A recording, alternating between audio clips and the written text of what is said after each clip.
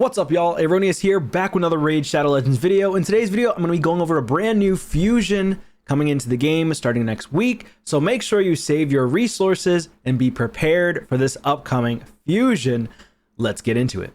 So before I do get into the video, by the way, there is a quick thing I want to throw out there. On Friday, tomorrow, today is Thursday at the time of this recording, but on Friday, June 27th, they're launching a 3x event for cursed set artifacts at Ice Golem.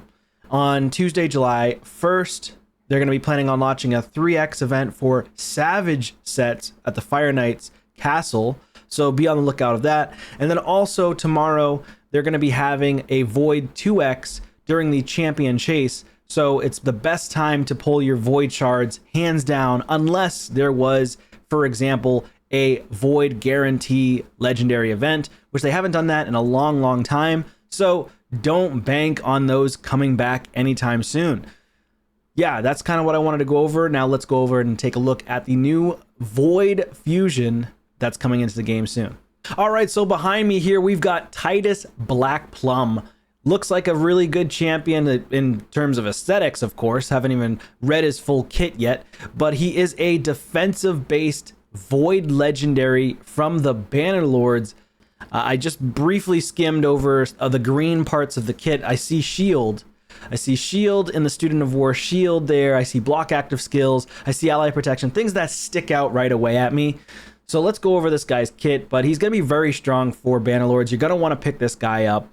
Bannerlords is not an easy, hard faction to get through. So, you know, with him paired with someone like I forget what his name is. Let me go back and take a look at him actually really quickly.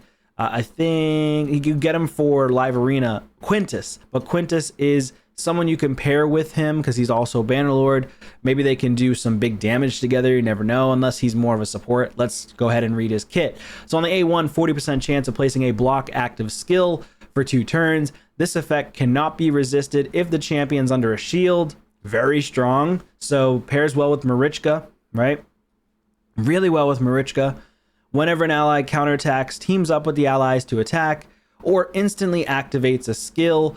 Also a 40% chance to place block active skills for 2 turns on the target enemy. That's very strong. So he teams up when he ally attacks and teams up with them, he's going to get a counterattack and place block active skill potentially. Very strong. So I like that a lot. That is really good. If there are multiple champions on the same team with a skill, only one will activate. So he's always going to land the block active skills. Let me just take a quick peek, make sure that does work like that. See if there's any notes in the content creator chat here. Yes, there is. While watching video overviews, because my video is coming out a little late, notice a bunch of similar questions regarding the mechanics of Tidus's kit. Let's clarify. With his A1, Tidus has an additional chance to land block active skills debuff on the enemy when his ally counterattack teams up to an ally attack or instantly activates a skill. So block active skills will land with the ally counterattacks and instant activation attack. So very nice. This additional chance to land block active skills debuff also will be unresistible if he's under a shield. Super strong. His A3 will not go on cooldown after instant activation. Tidus's A3 AI does not have custom prioritizations and will work the same as other single target buffs. Well, we already know that most champions AI in this game is pretty crappy anyways, but when I get to his A3, we'll see how that goes. On the A2, we've got, and the first skill does require 4 books. So far we're at 4 books. Second skill, 4 books. That's 8 books in total so far. Attacks one enemy. This attack is always critical if this champion's under a shield buff. This attack also gains a damage boost equal to the value of shield. Hopefully, the value of shield, as long as you have really strong champions paired with him, ends up being very large. So maybe you want to pair him with like a Marichka, a Krisk that starts off with huge shields. Maybe put him in potentially the shield, the blood shield rings. So that way he's always able to utilize the unresistible effects when he's under a shield buff from the blood shield rings for block active skills on the A1, as well as making sure he is always critting when he's under a shield. So Blood Shield Ring is going to be very, very impactful on this guy if for some reason you're not running him with another shield champion. Of course, there's so many shield champions in the game at this time. You got Ancora as well. Ancora, you've got Duchess, who does a shield on her A1 when she does like a counterattack. She can place it on the ally with the lowest HP. If it's him, then he ends up getting a shield. Of course, that's not as consistent or reliable, but there are other champs. Krisk is very strong for shields. You've got your Mithrala, who is very strong for shields as well. You've got UDK. UDK can be very strong with this guy as well. So the list goes on. Then it says, removes all debuffs from all allies if the target is killed, but he only attacks one enemy one time. If the target survives, places a provoke debuff on all enemies for one turn instead. This effect cannot be resisted if the champ's under a shield. So be careful. He could become a sheep magnet. Just be very mindful of that. If you do decide to use him in PvP, it's seeming like he's a little bit more PvE focused so far, in my opinion, but you could definitely use him in PvP. I'm not saying you can't. It's just that he doesn't seem like super, super powerful. Block active skills is very strong, though, against your mythicals of the world. So he could be very strong, actually. He could come in potentially like as a niche meta pick, because if you want to block out the mythicals from taking a turn, then maybe you bring this guy in and he just keeps on A1ing over and over and over. Maybe you bring him in with an ally attacker, keep on A1ing, block the active skills, make it so that those champions cannot swap forms. Maybe he pairs really well with a Carnage, you know, where Carnage does block passive, block active, or even a Ramantu, which also places a lot of block passives and sometimes block actives on a lower chance than Carnage. Carnage like lands it instantly pretty much. But yeah, this guy could be very strong. This effect cannot be resisted if this champion's under a shield. Okay, I did read that.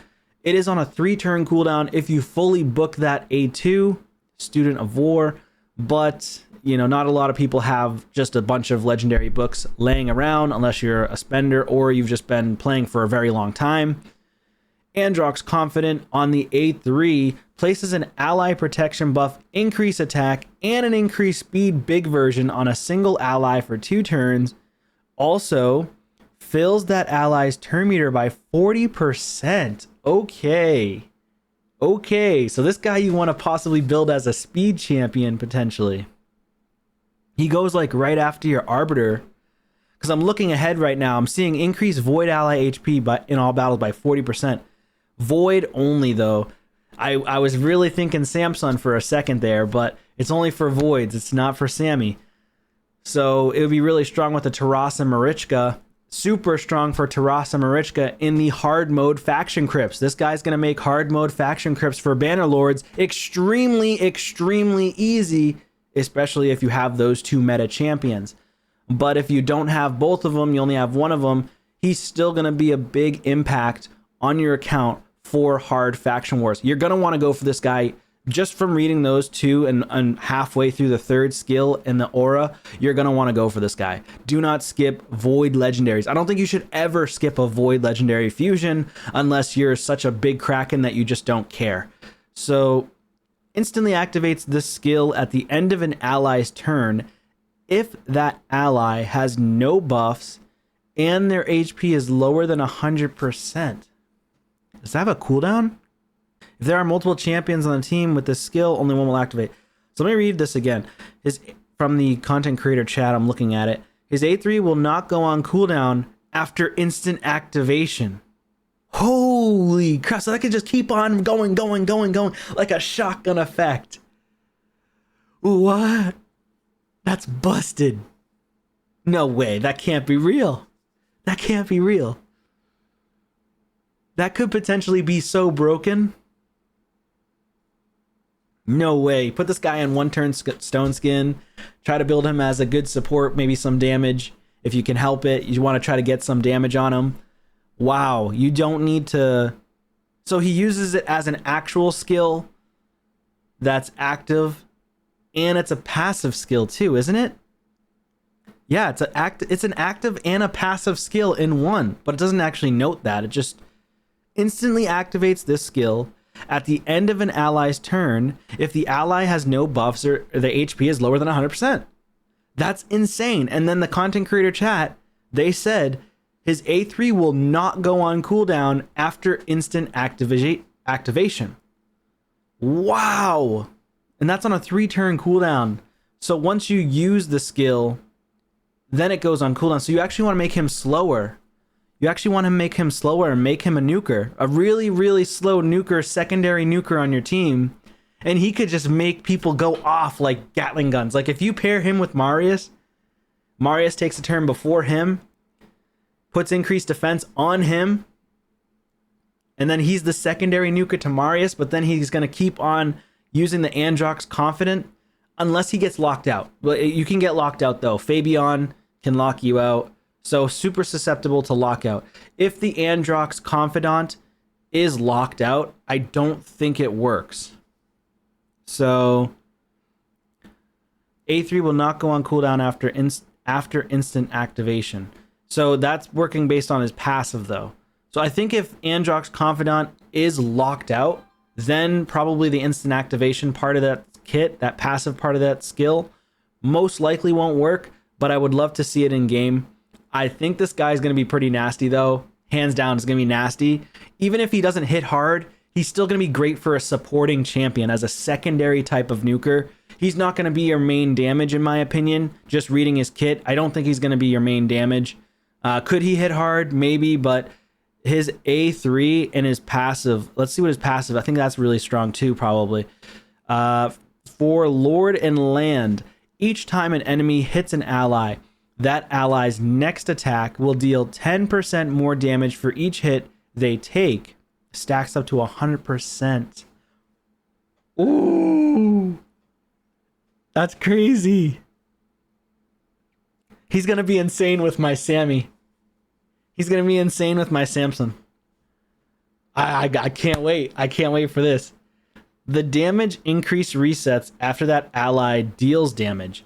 Okay, so if the ally deals damage, so Sammy counterattacks, so dang it. Come on. When he counterattacks, he goes in and he resets this guy's passive based on the damage that's stacking up on Samson.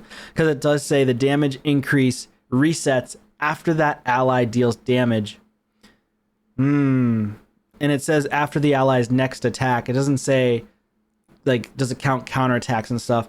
I would assume that if my Samson counterattacks, that he's going to end up only getting 10% more damage, but it's still decent though. He'll get 10% more damage every time he's attacked.